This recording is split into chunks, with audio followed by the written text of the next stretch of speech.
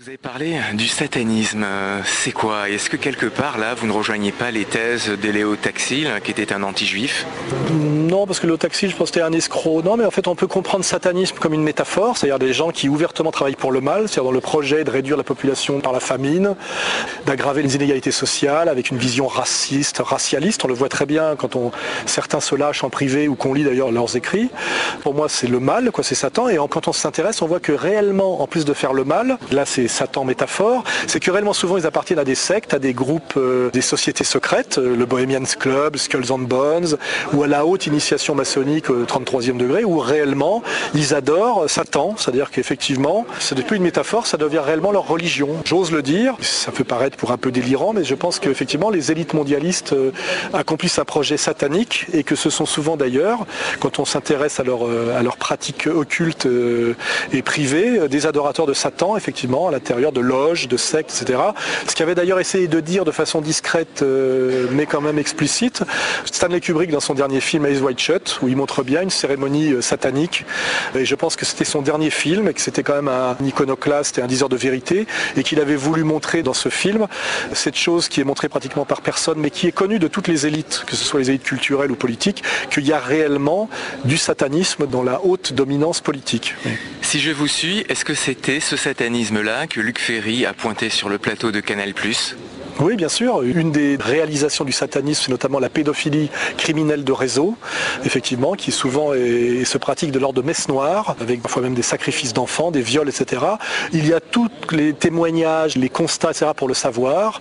Et après, cette vérité ne sort jamais, non seulement parce qu'elle fait peur ou qu'elle étonne ou qu'elle terrifie, mais aussi parce que ces élites sataniques sont le pouvoir eux-mêmes et qu'ils ont les moyens de contrôler la police, la justice et d'étouffer.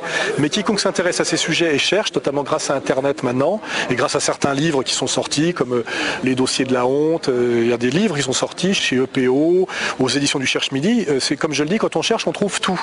Il y a toutes les preuves quand on cherche. Voilà. Donc je suis droit dans mes bottes sur ce sujet-là aussi. Je dis, cherchez avant de ricaner et vous verrez que vous trouverez toutes les preuves que nos élites mondialistes sont aussi des élites sataniques, objectivement. Voilà. Sur ce sujet, ne craignez-vous pas de verser dans le conspirationnisme avec les Illuminati ?